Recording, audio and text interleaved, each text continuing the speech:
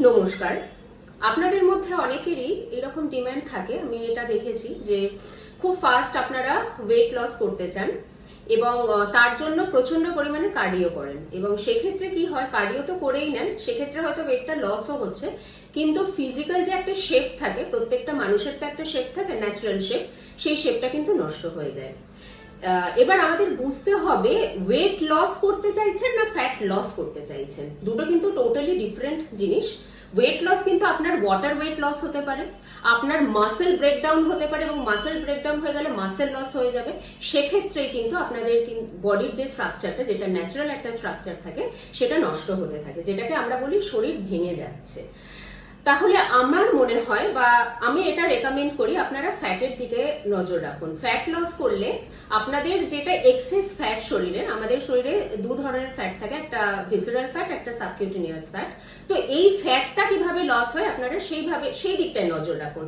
এতে কি হয় না, আমাদের তো শরীরে যে বোন থাকে এবং তার সাইডে যে মাসেলগুলো দিয়ে শরীরের যে স্ট্রাকচারটা তৈরি হয়, সেটা আরো রাদার প্রমিনেন্ট হয়। তো ফ্যাট লসও হচ্ছে, সেক্ষেত্রে আপনাকে কম্পারেটিভলি রোগাও লাগছে দেখতে, এবং আপনার যে শরীরের সুন্দর একটা স্ট্রাকচার আপনার ন্যাচারালি আসে, সেই স্ট্রাকচারটাও কিন্তু মেনটেন থাকছে, যেটা টিপিক্যালি ওয়েট লসে কিন্তু থাকে না। ওয়েট লস করলে আপনাদের মাসেলে লস হতে পারে, আপনাদের ওয়াটার ওয়েটও লস হতে পারে, হয়তো প্রচন্ড জল খেয়েছেন বা শরীর থেকে যে সেলের মধ্যে জলটা থাকে সেই জলটা হয়তো বেরিয়ে যায় ওয়ার্কআউটের পর। তাতে ইনিশিয়ালি আপনি ওয়ার্কআউটের পর দেখলেন ওয়েট একটু কম দেখাচ্ছে, আবার পরের দিনে অ্যাজ ইউজুয়াল দেখলেন ওয়েট বেড়ে যাচ্ছে। অনেকের মুখেই এটাও শুনে থাকবেন যে আমাদের তো জল খেলেও ওয়েট বেড়ে যায়। তো বিষয়টা অ্যাকচুয়ালি এরকম হয়, জল খেলে অ্যাজ সাচ ওয়েট বাড়ে না। আমাদের যখন নাকি এরকম ভাবে সেল থেকে জল আস্তে আস্তে ড্রেইন হতে থাকে, তো তখনই হচ্ছে যখন জলটা আবার রিটেইন হয় সেই সেলের মধ্যে, তো তখনই আমাদের আরো বেশি ফ্লাফি লাগে। তো এই কারণে আপনারা যদি ওয়েট লসের তুলনায় ফ্যাট লসে বেশি ধ্যান দেন, তো তাহলে সেক্ষেত্রে আপনার বডির যে স্ট্রাকচার, ন্যাচারাল যে স্ট্রাকচারটা আপনারা পেয়ে থাকেন জন্মের সাথে সাথে, সেই স্ট্রাকচারটাও মেনটেন থাকবে এবং একটা বডি ওয়েটটা একটা ব্যালেন্স ওয়েটে থাকতে পারে। আর নেক্সট দিনের ভিডিওতে আমি কিন্তু কিভাবে আপনারা ফ্যাট লস করবেন এবং কিভাবে আপনারা এক্সারসাইজ প্ল্যানিং করবেন তার উপরে ছোট্ট একটা টিপস রাখবো।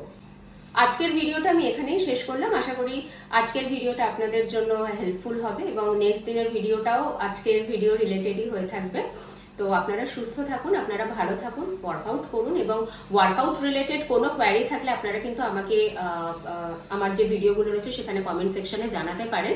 আমি খুব খুশি হব আপনাদের হেল্প করতে পেরে। আর আমার চ্যানেলটা সাবস্ক্রাইব করুন। আমার চ্যানেলে কিন্তু ওয়ার্কআউট বা ফিটনেস রিলেটেড এরকম ছোট বড় অনেক টিপস পেয়ে থাকবেন এবং সেগুলো আপনাদের জন্য বেনিফিটেডই হবে। আমার ভিডিওটা লাইক করুন এবং আমার ভিডিওগুলো আপনার ফ্রেন্ডস এন্ড ফ্যামিলির সঙ্গে শেয়ার করুন। আপনারা ভালো থাকুন। নমস্কার।